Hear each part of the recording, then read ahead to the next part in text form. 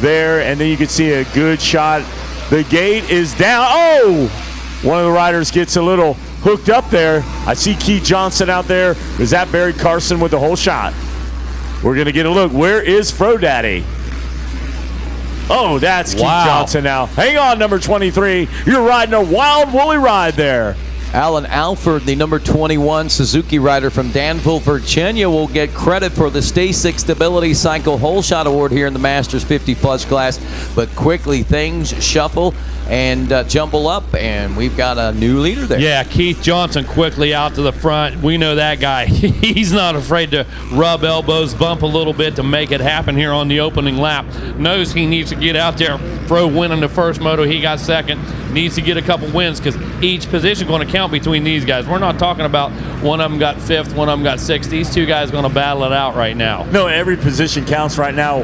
We're looking for Jeff Emig to show up on the radar screen, and it's Keith Johnson. There was a while where Keith and Mike Treadwell were back on that amateurs tour, and they just cleaned up every vet class for like years across the whole country. They were just making bank.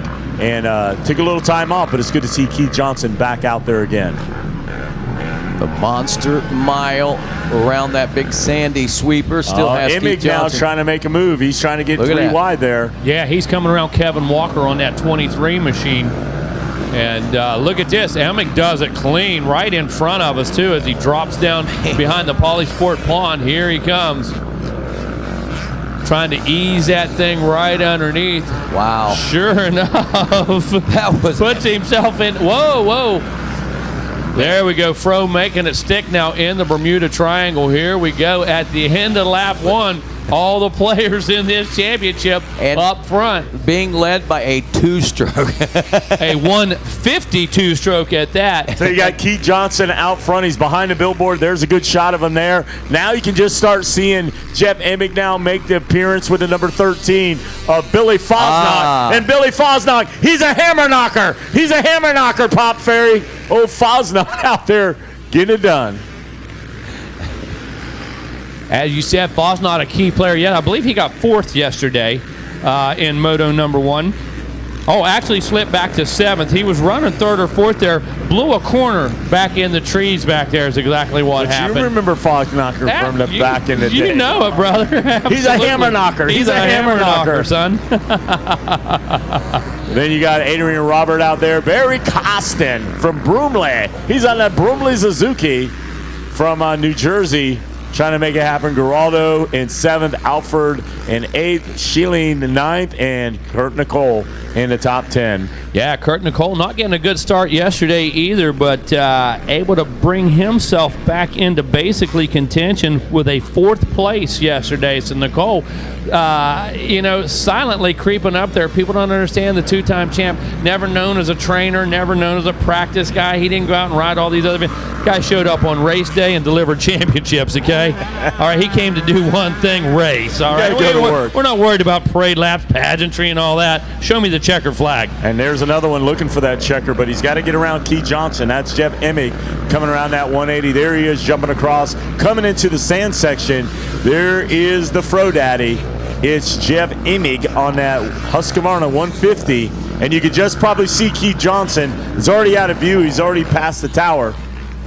All right, there's Keith Johnson right now. Here's a scenario to throw in there. Tell me something, Rodney. What if John Gruy was out there? I wonder what this race would be. It would be gooey if John Gruy was out there, and some of these guys wouldn't be able to be slipping away as quick as they are. Right. Yeah, it wouldn't look quite as easy. It does maybe for some of the front riders. John Gruy kind of took over once Keith Johnson and Treadwell took a break. Then all of a sudden you seen John Gruy take it over for the whole time. Absolutely. And Gruy, one of those guys, looked like he was in 3rd gear the whole time, mid-throttle, but pulled away. Did not look like he had a brutal pace. Did not look like he was working hard. Not the biggest guy on the track, and far from it, to be quite honest with you. But Gruy's consistency was one of those people. He was basically unmatched in his ability to put in lap after lap after lap. Yeah, I understand he actually injured earlier this season, leading into this race, so not able to make the show here for 2021. I also had heard rumor that he may be down to help us do a little race announcing. Haven't I haven't heard from him or seen him yet, but yeah, I'd love to see John Grew if he's on grounds to come up and give us a couple shouts. I would love to see that because I got to tell you, I was at Daytona when he got slammed, and I have never seen John Grew lay face down, motionless on the track for, this was 20, 30 seconds before we could really get a response from him. He was definitely out cold and really sent chills down my spine. He was able to get up, definitely tried to race later that day in typical Grewy style, but definitely a guy we miss here. Hate to see anybody injured. Grewy, love to have him up in the booth. And he got injured right around qualifier time, so that kind of took him. Not that he's still injured at this particular point. It's just he got injured at a bad time and wasn't able to qualify. For sure, the misfortune there. Keith Johnson continuing to lead here on lap number 3. Jeff Emig, though, turning down the fast lap on the 150cc, 2:01.5. For Jeff Emig, and now a 2-minute .2. So he just bested his own best score, 2:01.2 for Keith Johnson. So Johnson having pretty good fast times as well, but Emig, starting to close the gap like a shark in water. Yeah, look at that. He smells the blood, and he is ready to pounce on any miscue. Is this by it right Johnson. now? That is not 1.6 seconds I'm looking at right now between the number 16 and the 47. That isn't even a second right now. No, he is all over him. He's all over him like Russian radiation as they him into the 10 Commandments. Lap traffic's going to force out wide Emig, but he gets by with no problem. So he head to the hard right-hander through the red zone into River Road as we make our way toward the Storyland. Watch the difference in the styles, Rodney. Look at the difference, mainly because of the bikes, but there were 2 different riders in their prime as well, 2 different styles, and it is fun to see, man. This is just like 20 years ago all over again. Those guys raced together too back then, Pro Nationals. So there you have Jeff Emig looking silky smooth, slippery as an eel as he's going after the elder statesman, Keith Johnson. And I love it. Elbows up, centered over the bike, riding on the balls of the feet, man. Just perfect Fro style. And Johnson, look at Johnson, waiting that front end, shoving that big Kawasaki down in the berm, grabbing a big handful right there. Coming back in front of us, here we go, over the peristyle, back up over that big tabletop behind the Polysport pond. Johnson working his way around, Emig in tow right now. The gap can't be any more than about 0.5 seconds. Going to see as they work their way through the Bermuda Triangle now back toward the finish line on lap number 4. Best lap time so far, 2:0.24. Look at this, side by side. Fro now going to the inside of Johnson, makes the pass happen smoothly up and over the tunnel of love, sets it down. Johnson tries to answer. Yeah. He comes back to the inside. Careful, Fro. That's all I'm going to say about that. Well, some lap traffic just ahead of him. This could play favor or foe for Emig. And as they head through the Whole Shot Forest down River Road now. Oh, Emig coming through traffic like a Ginsu, boy, slicing and dicing. Look out, here comes Johnson. He is still in the hunt. He's not relinquishing this so easily. Oh, no. No. Into the 10 Commandments we go now, and Fro seems to have control as he uses the exact same line that time around as he did the time before, so changing absolutely nothing up. He's found the line he likes, it works, and now Johnson's got to try to match what's going on there now. Yeah, Johnson will have no problem doing that. He'll settle in behind right now. He can adapt very quickly, and it's just a matter of, does he get an opportunity? Will he see an opportunity? Will there be a small mistake by Emig? Will there be any chink in the armor between now and the end of this moto? You know, I was sitting here a moment ago. I brought up John Grewy, and I was thinking about, obviously, Barry Carson and a few other guys, you know, that we normally see battling it out in the plus 50 class. I got to say, as a new decade begins, it looks like a new face to the plus 50 class here in 2021 as well. But as we look at that, Barry Karsten making his way up through the pack. I looked at one point, he was running in a 7th place position in the early part of this race.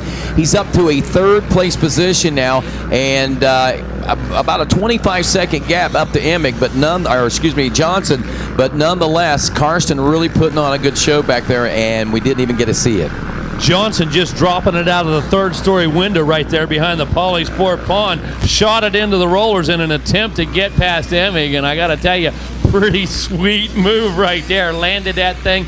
Not enough to get the job done, but it's amazing it was effective in picking up some of that gap. I mean, when you talk about the crafty veterans, you have them right here. These guys, these were big-time pro riders in the 90s. I mean, Jeff Emig won his championship in 97. You've got the Kremlin of Krim of the Masters. And it's no joke. When they say Masters, it is like Mr. Miyagi Master out here. Interesting. Checking this one out, too, Kevin Walker, the 23 machine, in the 9th place position. Alan Alford, who got the whole shot in this one, is back in the number 11 position as we do a top 10 rundown now after 5 laps complete in the Masters 50-plus class, heading into the closing moments of this one. I believe a 2-lap board will be coming out next time around in lap number 6. But it's Emig, Johnson, Karsten, 1, 2, and 3. Billy Fosnock in the number 4 spot. Adrian Robert in the number 5 position. Curtin Nicole in the number 6 spot. Alan Horn is 7th. Frank Koenig in the number 8 spot. Kevin Walker is 9th.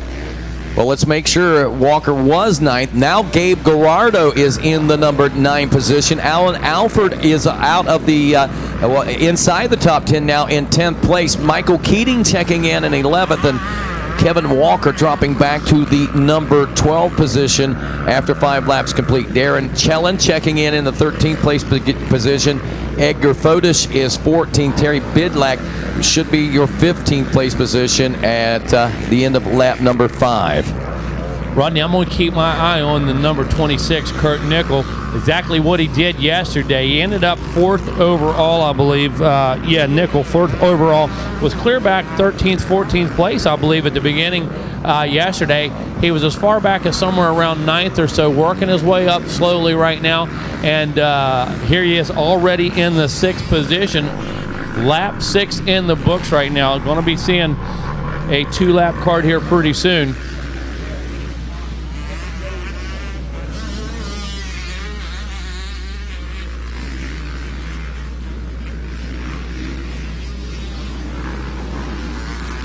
Two-lap card is out. Rodney tells us 2-lap card is out, so he's going to be making his way down to the podium. We've got about a lap and a half in this thing. Ehab made an interesting observation right there. Always just about 1 second quicker than Johnson is Emig. Once he made his way to the front, Johnson able to latch on, take tow, and follow Emig through, but that gap remains about the same. 1 second on the lap time. Add a second per lap, then 2 seconds turns into 3 seconds, turns into 4 seconds through the laps.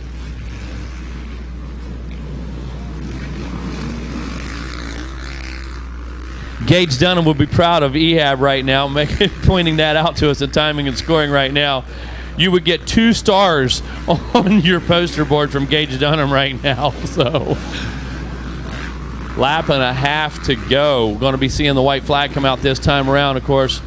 Top 3 looking just like it did yesterday. Emig, Johnson, and Karsten, but Adrian Robert in that number 4 spot. Billy Fosnot in that number 5 position. Nicole still in that 6th position. Frank Koenig in 7th. Alan Holman in that number 8 spot. Alan Alford, the 2nd, rides in 9th. And Gabe Godardo in that number 10 position. Coming up next, going to be our 125, 12 to 17 BC. That is race number 13.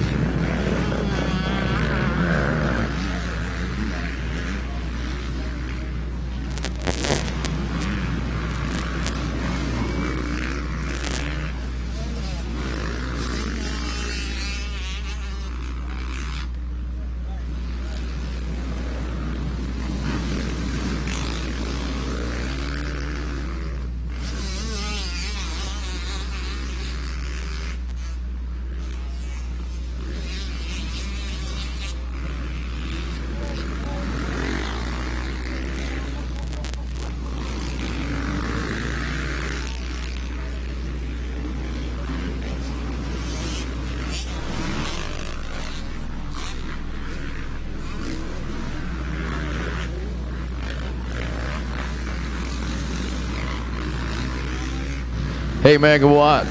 throw me down some batteries. No sweat, on my way, buddy.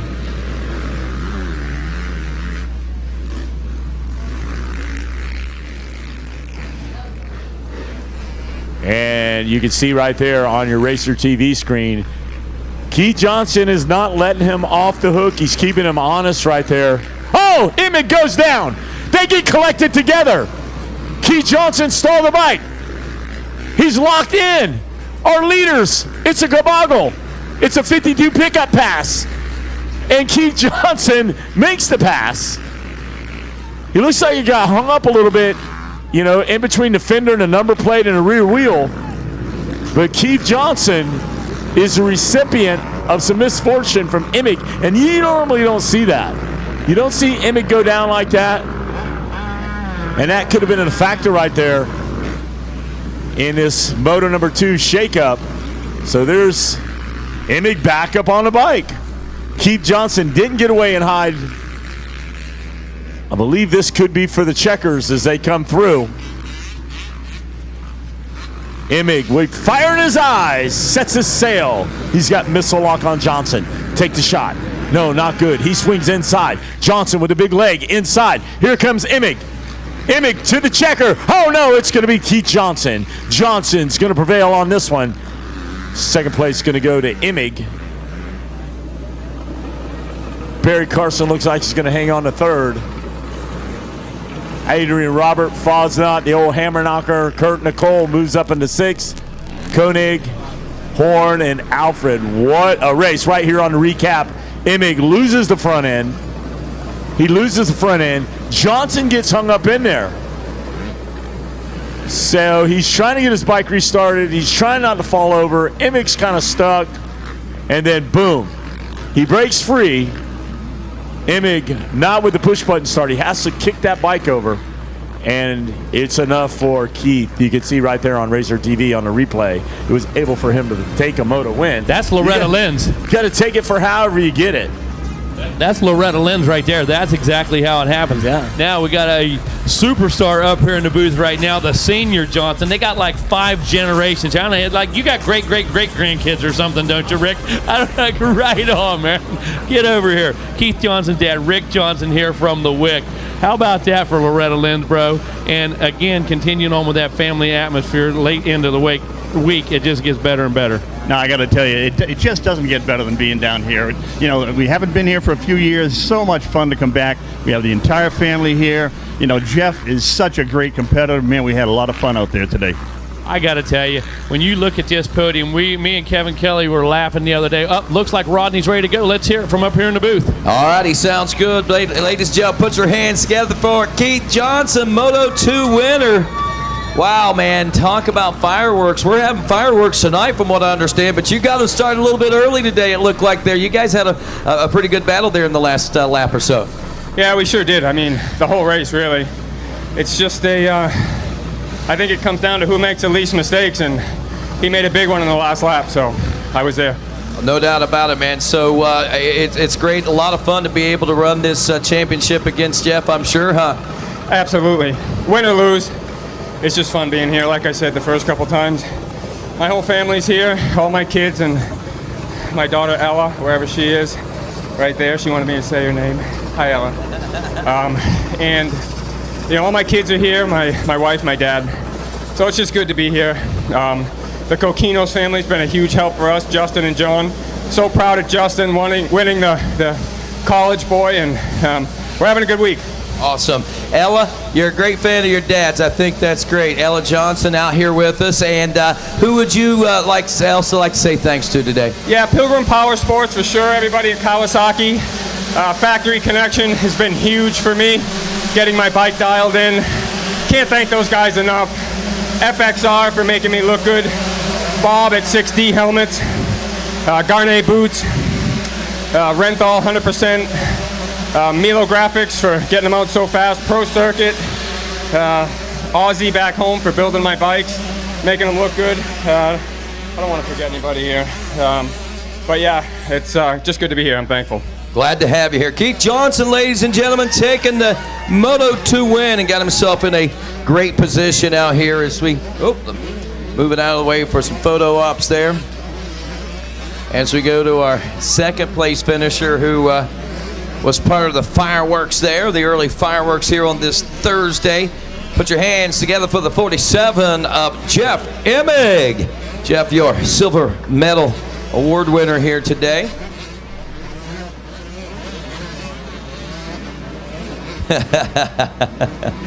Making it fun. That's what they talk to each other coming out and say, man, that's making that fun. And that is, you know, Jeff, thank you for coming out and making that fun. Not only for you to race, but also as important for us as race fans to watch, because that means a lot.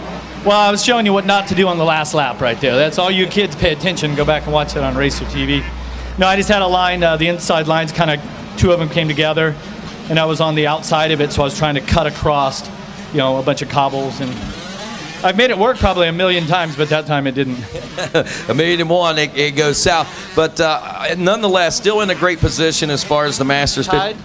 I think so, yeah. So a great position then, right? Hey, did you think we'd be battling it out for the 50-plus and things like this, right? It's awesome. That's what makes Loretta's what it is. You know, Keith Johnson and all the rest of the guys out there, we all work so hard to get here.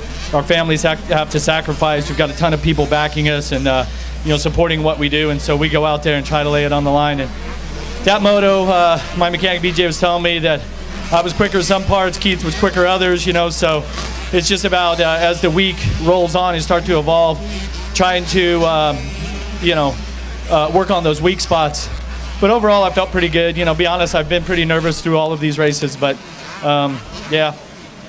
Been a lot of fun to watch, like we said, and I'm sure there. Anybody else? Any other shout-outs? I know you, like you said, you've already said thanks and shout-outs to a lot of people, but I know these programs, you know, it's tough to make them work as an amateur. You know, as a professional, you got so many teams behind you. You don't realize all that effort that goes into it, I don't think. Yeah, and so we're doing this mini documentary called Pro at 50 on Verb Moto. So the first episode's out now, second one will be out soon. So everybody wants to take a peek inside of what it's like preparing for this event, and then of course the third episode will wrap up all of this racing. But you know, all the companies that are supporting that with ODI and Fox, Shift, Rhino Power, FMF, Irenic CBD, and then all the whole host of other companies that help make this possible, so we can go out here and try to have fun racing. It's I kept saying on the video stuff, it's about the journey, having a good time, blah blah blah.